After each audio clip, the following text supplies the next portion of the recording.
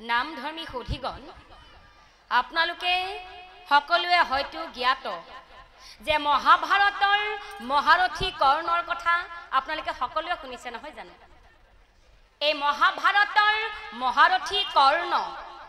আৰু কৰ্ণৰ ভাৰ্যা পদ্মাৱতী এওঁলোক দুজনৰ কেনেকৈ মিলন হৈছিল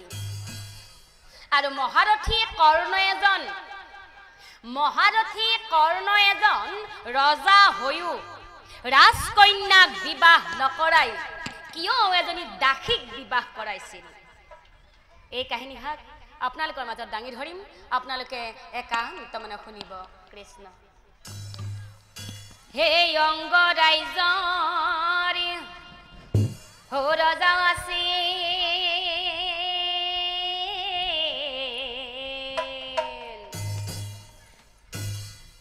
কৰ্ণ মহাবীৰ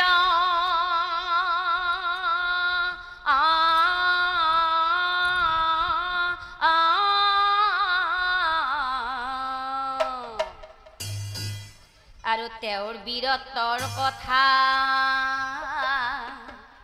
অহইলা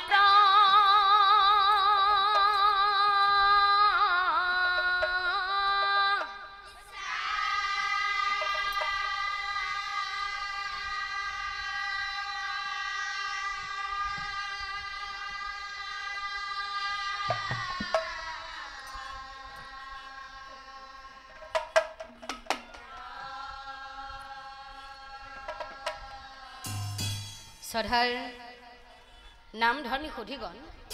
আপোনালোকে সকলোৱে হয়তো জ্ঞাত যে কৌৰৱ পাণ্ডৱৰ যুদ্ধ কিহৰ কাৰণে হৈছিল এই কৌৰৱ পাণ্ডৱৰ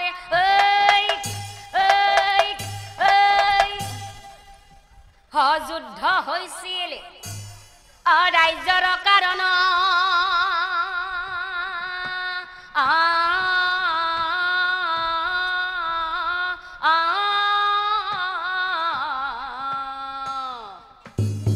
আৰু কৌৰৱৰ হৈ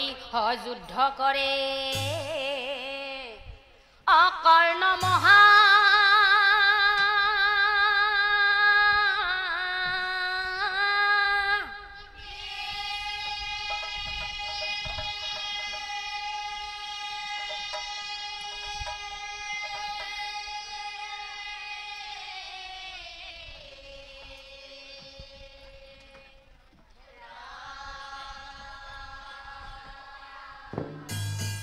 কৰ্ণবীৰ মৰি যায় হৈ অৰ্জুনৰ হাতত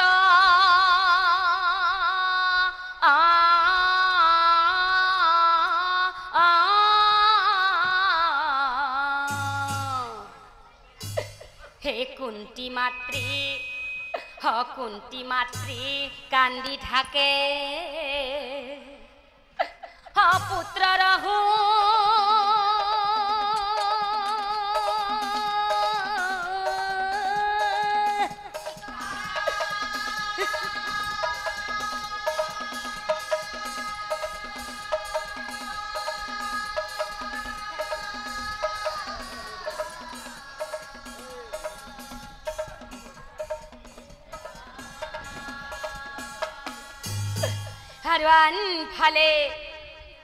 হাৰুৱান ফালে হে কৰ্ণৰ ভাৰ্যা পদ্মাৱতীৰ দিন নাযায় ৰাতি নোপোৱাই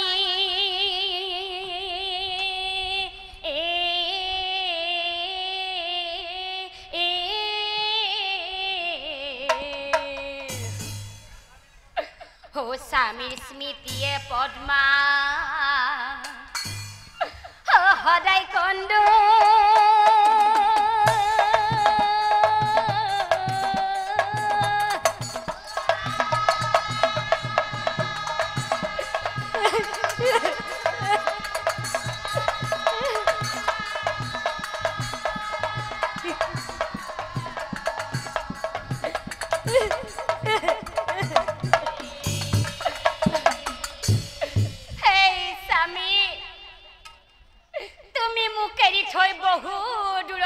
গুচি গলা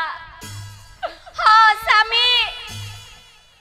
তুমি মোক এৰি থৈ বহুত দূৰলৈ গুচি গলা কিন্তু তোমালৈ আজি মোৰ বৰকৈ মনত পৰিছে हाँ স্বামী তোমালৈ আজি মোৰ বৰকৈ মনত পৰিছে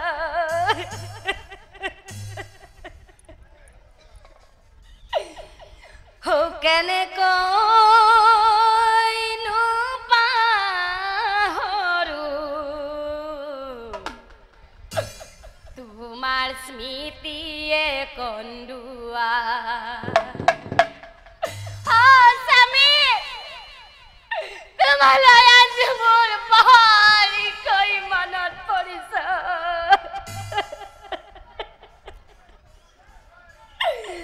हो কেনে কইনো পাহৰু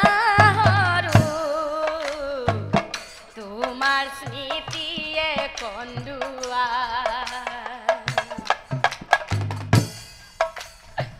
প্ৰতিদিনে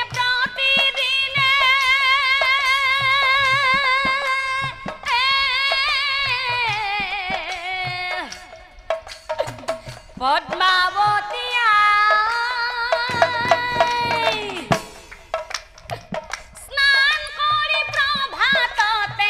মন্দিৰলৈ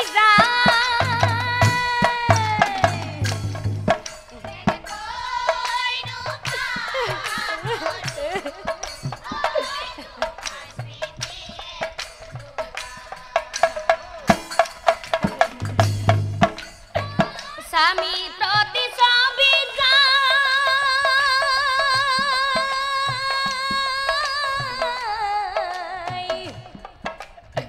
প্ৰণাম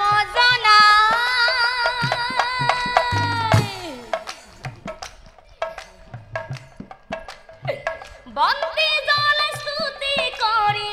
থাকে সৰ্বদা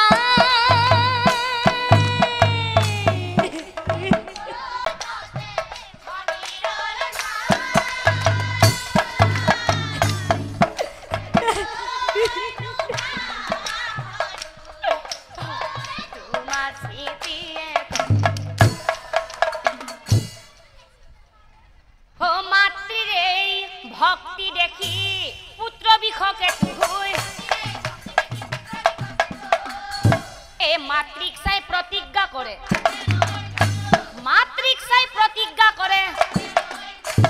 মা মা তুমি সদায় সদায় পিতৃৰ প্ৰতিচ্ছবিৰ আগত বন্তি জ্বলাই স্তুতি কৰি থাকা অ মা মোৰ পিতৃ মহাৰথী কৰ্ণ মৃত্যু হোৱাৰ পাছতো হেই পিতৃৰ প্ৰতিচ্ছবিৰ আগত তুমি সদায় সদায় বন্তি জ্বলাই স্তুতি কৰি থাকা তোমাৰ এই ভক্তিয়ে মোক বাধ্য কৰাইছে মা অ মা যিয়ে তোমাৰ হিৰৰ হেন্দুৰকণ মুছি পেলালে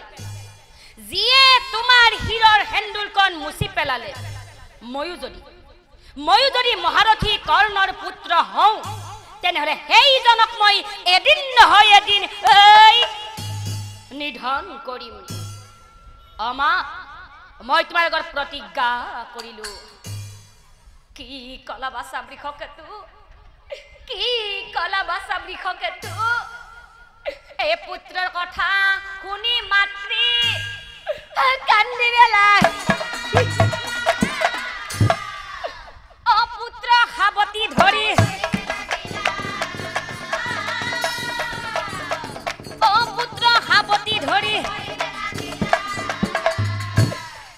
নাই বাসা বৃক্ষকে তুমি ইমান ডাঙৰ প্ৰতিজ্ঞা লব নোৱাৰা বাসা বৃক্ষকে কিয় কৈছো জানা বাসা हो पद्मावती बोले बासा ओ बासा हो ना को माई हे बासा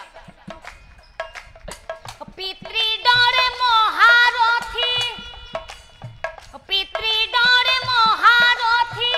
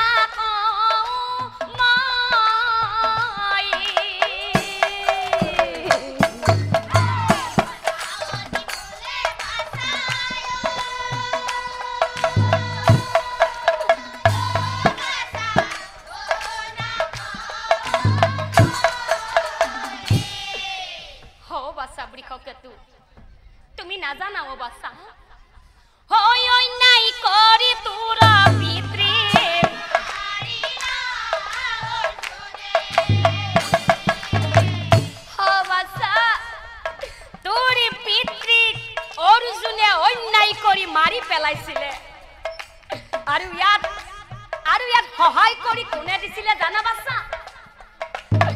সহায় কৰি দিলে বাছা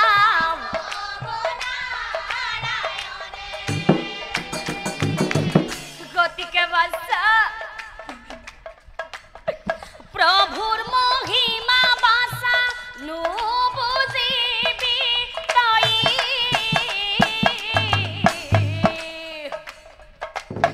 প্রতিজ্ঞা করিবি পর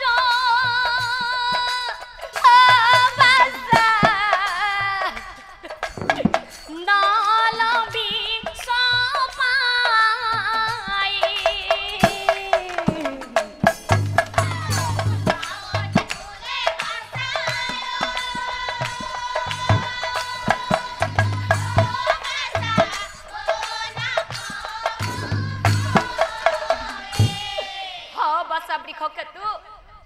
তোমার পিতারা আছিল এজন মহারথী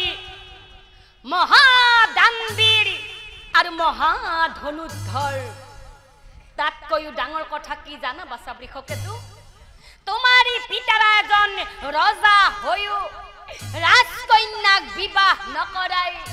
মোৰ দৰে এজনী দাসীক বিবাহ কৰাইছিল বাছা মোৰ দৰে এজনী দাসীক বিবাহ কৰাইছিল কি কলাই এ মাতৃৰ কথা শুনি পুত্ৰ আচৰিত ও মাতৃ চৰণে ধৰি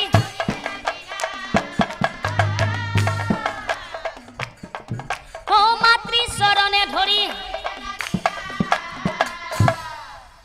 ও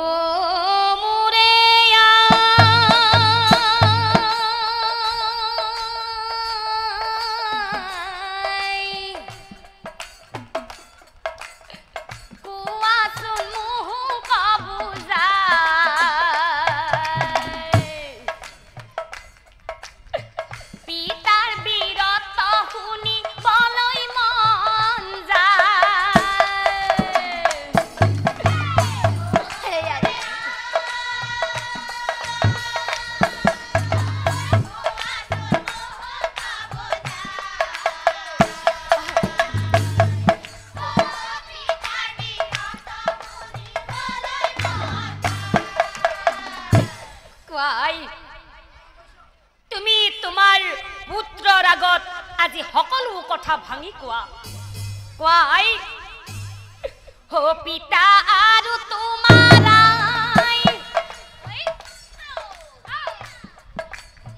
পিতা আৰু তোমাৰাই কেনেকৈ হৈছিল বিয়া হব কথা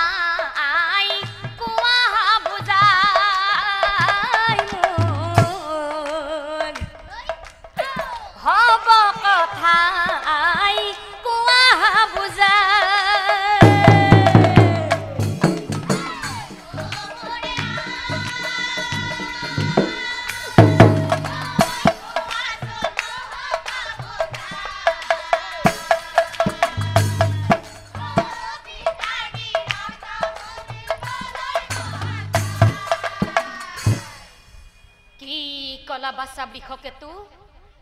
তোমাৰ পিতাৰা আৰু মোৰ কেনেকৈ মিলন হৈছিল তুমি শুনিব বিচাৰিছা নহয় বাছা বৃষকেতু তেনেহলে শুনা বাছা বৃষকেতু এই কথা কবলৈ হলে 20 বছৰ পাছলৈ ঘূৰি যাব লাগিব বাছা বৃষকেতু তেনেহলে শুনা তোমাৰ পিতাৰা মহাৰথী কৰ্ণ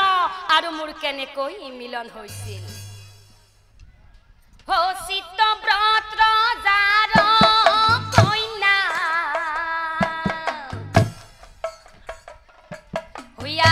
আছিল আশাবৰী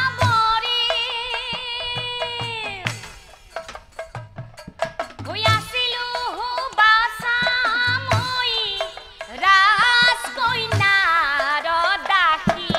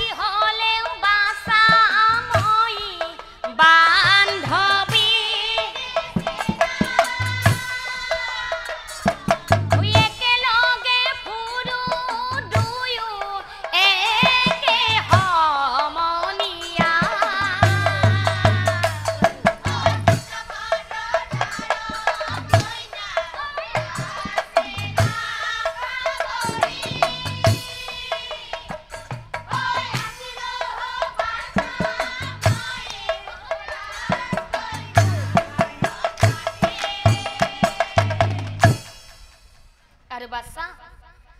একদিনা দুয়োজনী ফুৰিবলৈ যাওঁ